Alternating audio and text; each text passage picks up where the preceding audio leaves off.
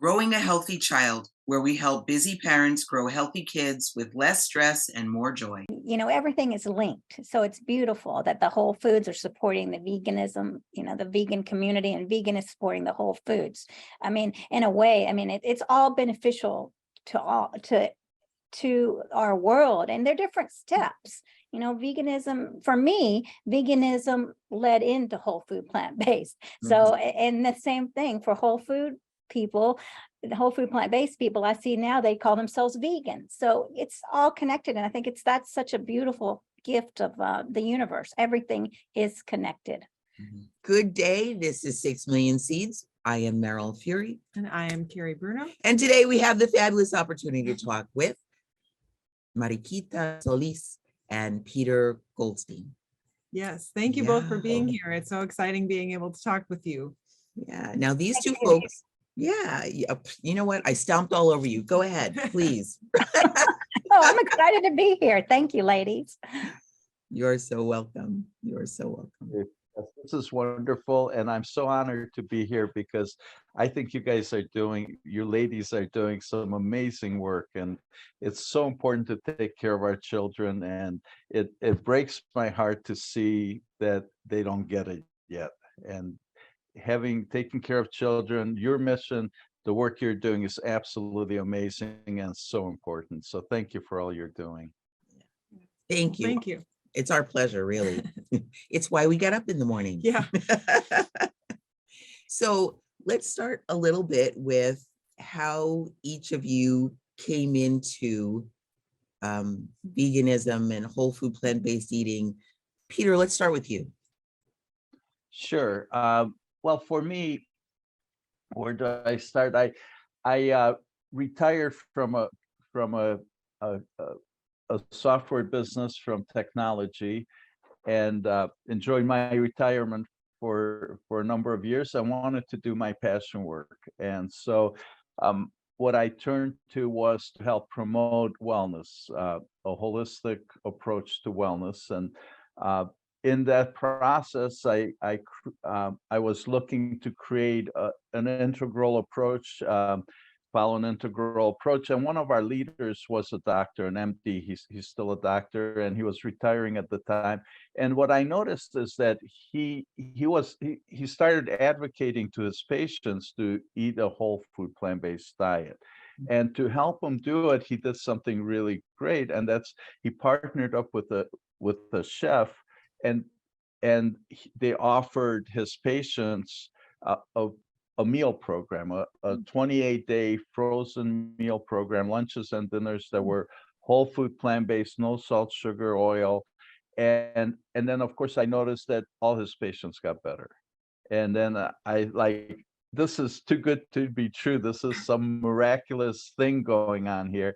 And so that attracted me, and I started looking at promoting just that model, finding doctors who would actually prescribe food as medicine, and chefs and to then fulfill that. So that's where it all started. Now, where I'm focused is actually getting people to understand that they need to shift their lifestyle, and I'll talk more later about our approach to it. But for me, as an adult, I spent most of my adult life 50 pounds heavier, and my blood work, my cholesterol, my triglycerides were so high they were literally off the charts. I mean, they weren't just high, they were way high. And personally, it never resonated for me to do medications and pharmaceuticals. So I refused to do it. But then when I changed my diet, I lost the weight I needed to lose, most of it. And then I'm still not on any kind of medication. So here I am at 71 years old, really healthy, happy, energetic, and no prescriptions. I mean, 0 prescriptions at my age. And so that's what got me started. That's what has me believing. And for me, my frustration is looking around me at the world, whether it's kids or adults or older people, and watching their suffering that's so easily fixed with a diet change, and a diet change where really the side effects to that medication is saving the planet, as saving all that animal suffering. So so that's my focus, and that's been my journey. So I'm very excited to be here and to be doing this work. Yeah, Yeah. thanks. Yeah, thank you. Yeah. Mariquita, how about you? How did you get started? Well, I started in 95. My brother had seen Meet Your Meat, that 3-minute little PETA clip by Alec Baldwin, and we were both very horrified. So we went vegetarian. And then through the years, I tried vegan, and then I slipped back to vegetarian. So thankfully, that taught me to be compassionate to other people.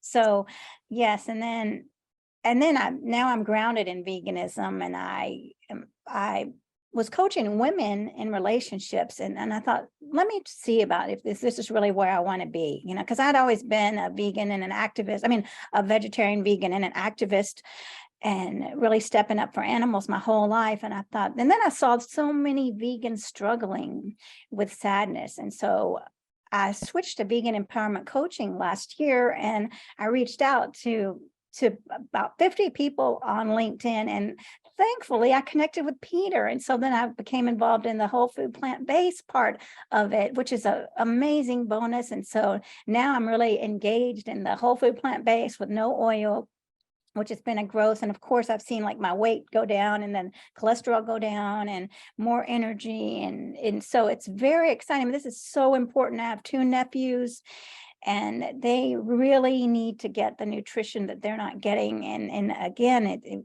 how to voice that, or how to be heard, and to see your family struggling is a really sad place to be in. And so whatever I can do to help children and adults live and make the connection about what we put into our mouths, it is connected to how we feel, because somehow we've blocked that. And so this is a very important mission for me.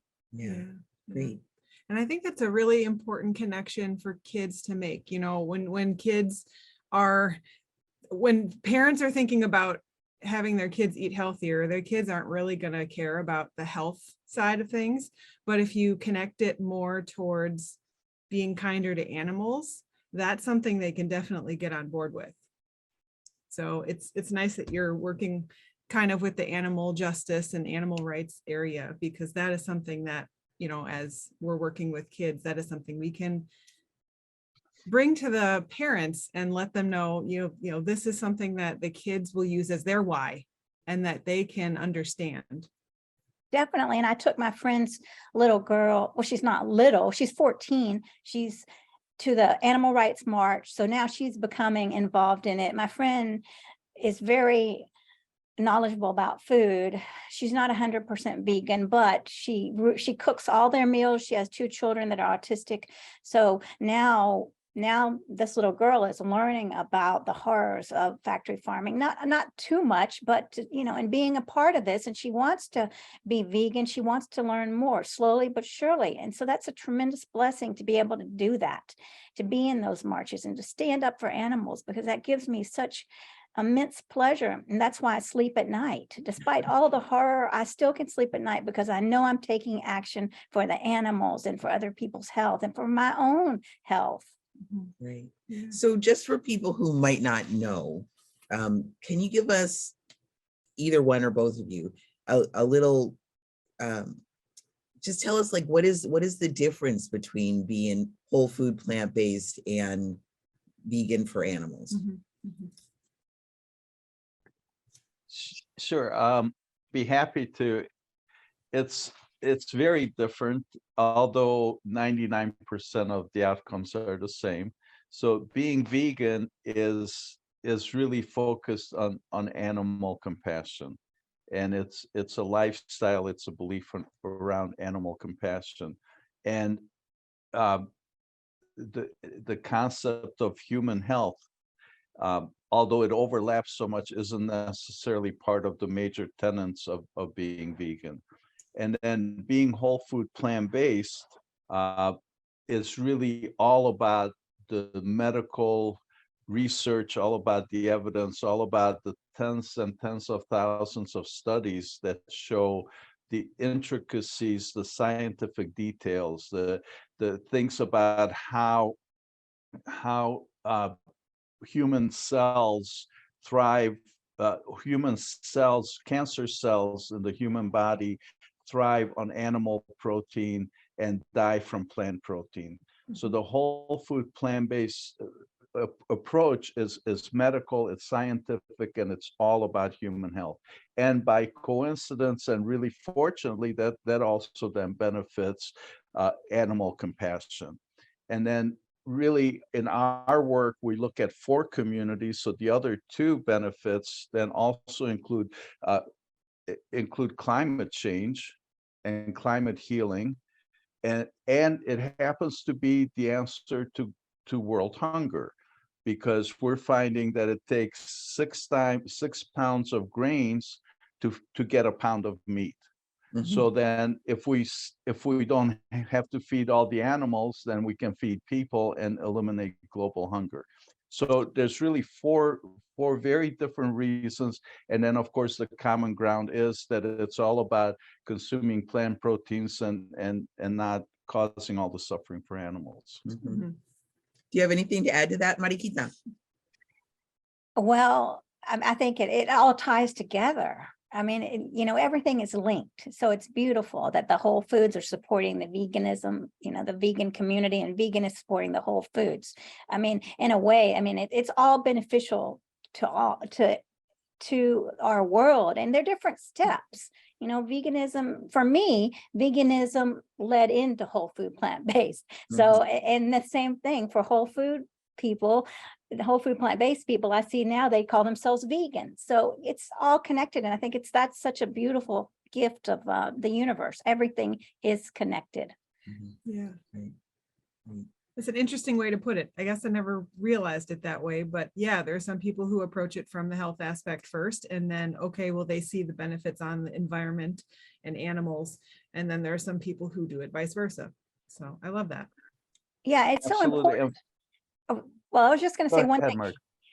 It's so important that we respect each other's differences, right? I know that there's a lot of squabbling that goes on, and to not judge each other, because it's about learning and growing and supporting each other. Yeah, it is. And ultimately it supports the whole planet, which is, if we don't have a planet we can live on. Yeah, what's the point? Why bother? So funny. Yeah, absolutely. And that was one of the messages of Dr. McDougall, who was the keynote at our summit event. And basically he says, if we don't have a planet, then our health doesn't matter. And I'm totally paraphrasing what he said, but he's one of what we call the original 7 heroes of the whole food plant-based movement. So he's been around for decades, and he's helped change so many lives, and he's been so in the health side of it. But now he's really coming around to, climate change. If we don't save the planet, then nothing else matters. Are you a parent or caregiver who is unhappy about how your child eats at home? Wouldn't it be great if you were part of an active, well-informed, supportive community where you could work to transform how we feed our kids so we could make a difference for them and for the planet as a whole? Well, you can. That community actually exists. It's a thing. It is. Join us and get involved. Become a member of Plant-Based Nutrition Movement. There's no cost to join. Join the 6 Million Seeds Coalition and launch a 6 Million Seeds project in your area. Contact us at 6mseeds@pbnm.org. We want you there. Tell us a little bit. You said, Peter, I think you told me earlier you have grandkids. And Mariquita, I don't know, do you have any children in your life? Well, I have my nephews. Okay, well, that's important. Yeah. Okay, so how does it work? Do you try and bring the message of whole food plant-based eating or veganism or protecting animals? Do you bring that to your family members at all? And how does that go? Well, you can go first. You go first. Okay, I'll Ladies go first first. this time. I'll go first. It hasn't gone very well, we'll just say. It hasn't gone very well.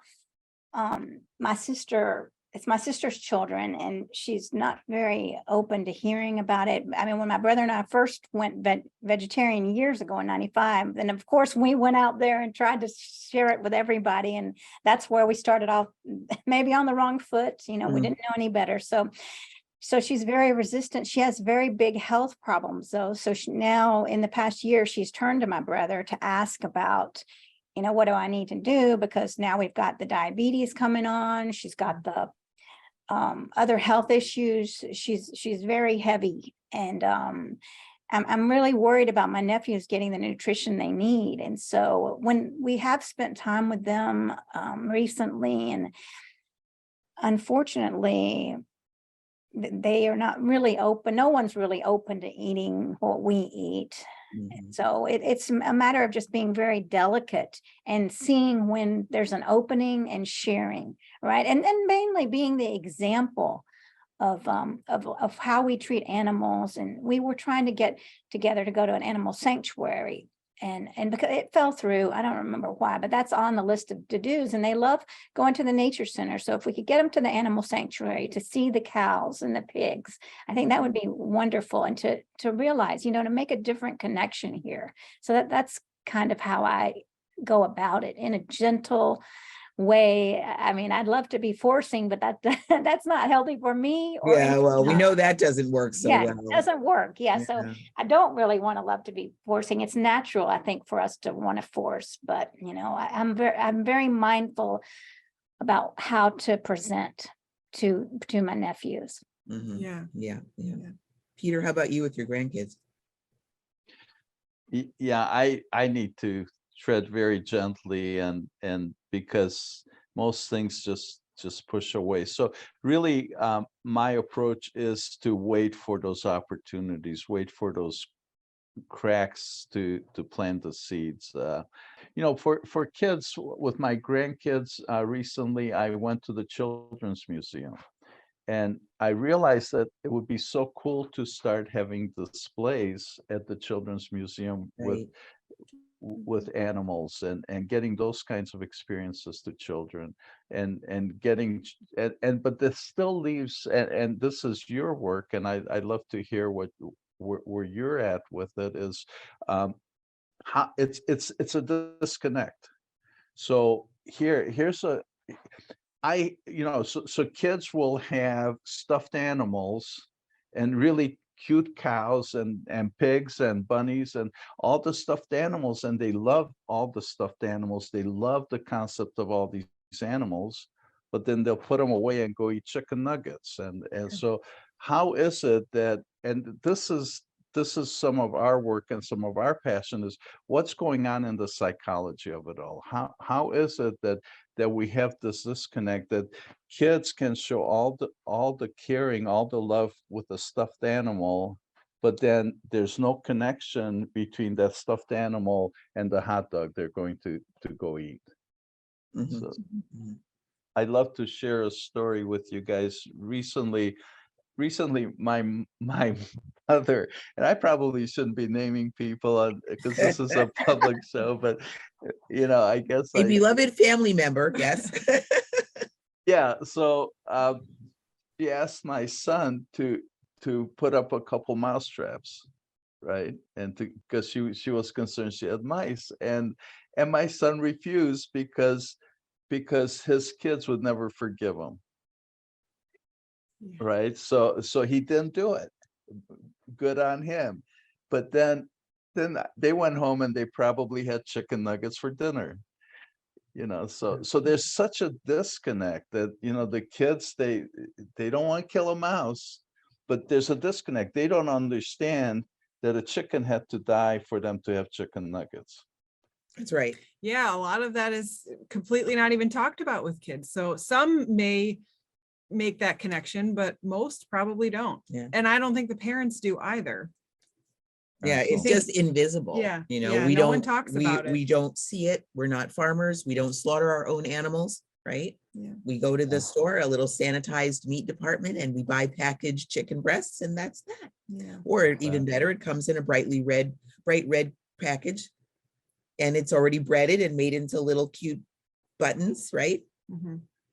It's like an animal was never involved. Yeah. Right. Right. And then we have the animals, the happy chickens saying, come eat it here. That's right. Yeah.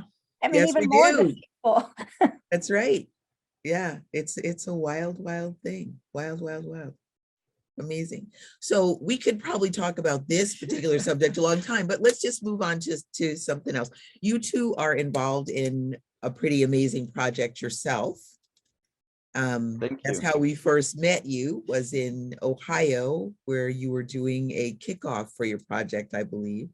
So tell us a little bit about what you guys have going on. Go ahead, Sure. Peter. Thank you, Mariquita. Well, so born in my frustration of being able to communicate and inspire people that I care about, I felt that that was my calling and my approach. So launched what I start calling We Did It, and it involves people who have done it, who've made the change to being plant-based. Initially, it started out to be about human health, so called it WeDidIt.Health.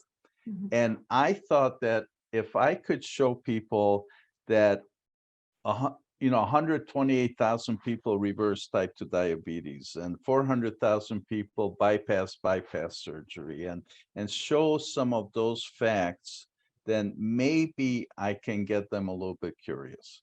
Mhm. And so we started the Million Healthy Lives Scoreboard, where we're asking people to answer one simple question that asks, so how has your health improved since you changed your diet and lifestyle? And currently we're over 3,000 on the scoreboard, and you can see the scoreboard at WeDidIt.Health. And if you haven't participated in that yet, then please do answer the one simple question. And then if you choose to, and if you have an inspiring success story, please share that. We have some unbelievable stories. I mean, people in Western medicine, they would never believe that this lifestyle reverses lupus and helps with Mhm. MS and just all the things that Western medicine has no clue how to deal with. So things like diabetes is just a no-brainer anymore. It's somebody changes their diet and their and the evidence of them reversing their diabetes starts happening within a week, and within a month they see a huge difference. So it started with the scoreboard. We did it that health, and then as I was doing strategic thinking around the project, I realized that really the passion is about how do we better communicate, and really our goal is to inspire hopeful curiosity. Mhm. So we're not doctors, we're not vegan advocates, although we are vegan advocates, but that's not our main mission. So our mission is to help inspire hopeful curiosity, and really to do that, what we're doing is empowering the grassroots ambassadors. So we're calling the consumers, the people who aren't professionals in the area, grassroots ambassadors, to come at empowering, to come at approaching this whole world from friends and family. So being able to have a conversation with somebody, maybe somebody we just met at the supermarket, or maybe somebody we care about, our spouse or family members. But our whole thing is about how do we get somebody to understand that, in fact, it's true, although it seems to be too good to be true. Mm. And it's so powerful and so important. So that's our project, that's our work, is around looking at making a difference by, so for example, to be able to help parents change their lifestyle so they can support their kids to be healthier, or maybe finding ways for kids to encourage their parents to change what they're feeding them and such. So that's the core of our work. We're doing some unique things. We're bringing psychology and interpersonal communication, leadership. We're looking at all those kinds of things, which there's so many amazing organizations in these four communities, these four movements, and we're uniquely bringing that aspect to it. And our mission then is to partner with all the other organizations, because this concept of interpersonal communication and is so important, and every organization will benefit, every human, every animal will benefit if we can have better communications, so that we can in fact plant all the seeds and bring forth all the resources. Yeah. What role do you play, Mariquita? What's your your end of it? Well, I help with the community, finding speakers and making sure that we get the message out, finding the right speakers. And that's why we're so excited to connect with you all, because we want to have the resources that people need when they're struggling. Like if your friend is asking you about, hey, I'm a mother, and I want to know more about whole food plant-based living, then thankfully we know you all, and we can go direct them to you. So we want to have all that. So it's really important to get this knowledge about and to bring each other together. Community is everything. And the more that we're connected, the stronger we are. And that's very important to me. So I'm so thankful to be part of WeDidIt.Health community. And we've got so much exciting things on the horizon. We're having keynote speakers every Saturday at 12 Eastern Standard Time to help our community. We're having workshops, we're having mastermind groups where people can come in and ask a question and get the support they need. So we're really developing every day. We're moving forward. It's beautiful to be a part of WeDidIt.Health. Great. Yeah. Yeah, that is inspiring, really. If you were going to do one thing differently to try and influence grandchildren or nephews or neighbors or any other kids in your surroundings, if you could just do one thing differently than you've been doing, what would you do? Let's start with Mariquita. Well, I think I would be more mindful about just really stepping into who I am and letting go of any outcome. Here come the nephews, just be me, genuine me. And the genuine, authentic me is showing people I love animals, showing people that I love my health. And I would step away from all the agendas. I mean, they creep up, but I would really step into that, just being me and not expecting people to act any way, because I think that is so inviting to others when they see that and they don't have any pressure at all. So and enhancing myself every day to be greater at my beliefs, right? And the greater my beliefs are, the more I show them to the world. Yeah, that's such a great piece of advice. I know recently I've kind of approached it in that same way too. We had mentioned before, when you know what you know, you want to share it with the people that are closest to you and the people that you love. But obviously, those are usually the people that are most resistant or most hesitant. But if you approach it from the angle of showing them rather than, or, letting them see you do it rather than Kind of preaching it to them. I know my family, I know recently I've had conversations with a lot of them and they see what I'm doing and how I'm living. I don't need to tell them, they see it. And maybe that will show them more than trying to tell them all of the information. So great advice. How about you, Peter? Well, what comes up for me, I guess a couple things came up for me, but for me personally, what I'm doing, it's to be mindful, to keep watching for the response, to be mindful, to really look for the opportunities where some information, where some conversation is welcome. So rather than push any agendas, any conversations, as frustrating and painful as it is to look at a situation where I know somebody I really care about would benefit so greatly. But so being able to put that aside and be patient and mindful and look for the opportunities to share information is what I find is important. And I also went to the perspective of what would I like to see differently in our culture. And I mentioned it before. I really would like to see ways to close that gap between to get it to where children actually are understanding that that chicken nugget really comes from a chicken.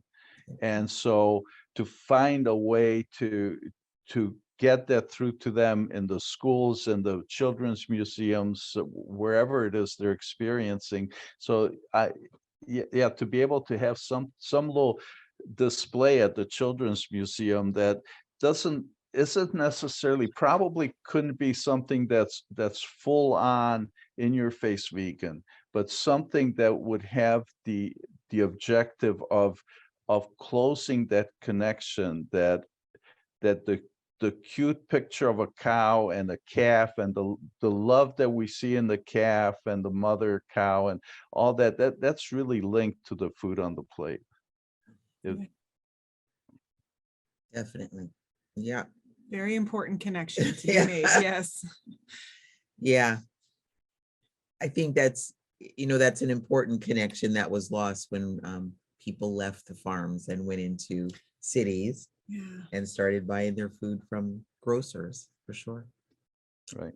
Something else. Well, I'm glad we have opportunities ahead to continue to make a difference. I think there was one other question, though. One thing we do want to know. Do you said just one question. I know. Yeah. All right. I fibbed. There's always one more question. You know what? This is my cost to bear in life, is this insatiable questioning curiosity thing that I do. It's a beautiful thing. Really appreciate helps for you interviewing. For that. Yes. Okay. Do either or both of you have a home remedy that you like to use for when you feel off or sick or blue or cold or any of that? I'm talking about elderberry. Elderberry. Okay. Elderberry, like boil those. Okay, so like a boiled elderberry seed tonic, tincture, tea, something like that? Yeah, and I will even do the little shots of it. Sometimes I'll put if you want to, you can put agave nectar, some ginger, Syrup. some cinnamon. Yes, syrup, right? Okay, Yeah, got it. a lot of stuff like that. Okay, Nice. good. Peter, what about you? You got any good remedies up your sleeve? No, I'm wearing short sleeves. Now, the thing that I've come to and I find really effective for myself, and I'm really experimenting and playing with, it has to do with the mind-body connection. And so what I've done is go into a very brief meditative state where I believe that there's consciousness in all parts of everything. So each cell has consciousness, our organs have consciousness. So, and I heard this from Dr. Live in one of his books. So it's amazing to me that I got this from an MD, from a Western medicine MD, who's, of course, he's way out on the leading edge of things. But he said, and this resonated for me so extremely well, he said everything has its own consciousness, and it's just really unexplainable to me, but I'm playing with that. So it's a mindfulness practice. Yeah. I love that. Yeah. Yeah, most often we think of taking an elderberry syrup or an echinacea tea or a ginger and lemon. This is, very, very typical, but not so much do we hear about the mind-body connection and meditative accessing direct consciousness and asking an area, could you please heal yourself? Do what you need to do. Yeah. Live your potential.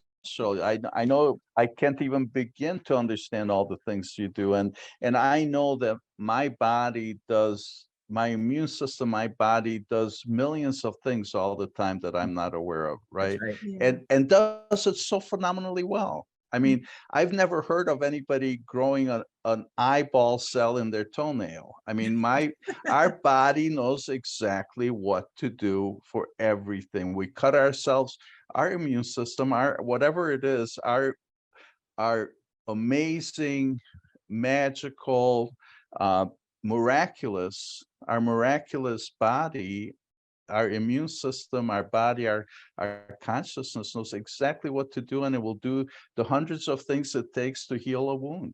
And it does it automatically on its own. It knows what to do. All right. So That's it. Thank you so much for being with us today, Peter and Mariquita. It's been Yeah. our absolute pleasure. We're so glad to be connected to both of you. Yeah, absolutely. All Okay. right. All right, you Thank guys, Thank you. All right. we'll talk to you soon. Bye-bye. Bye. Forward to, bye-bye. Bye-bye.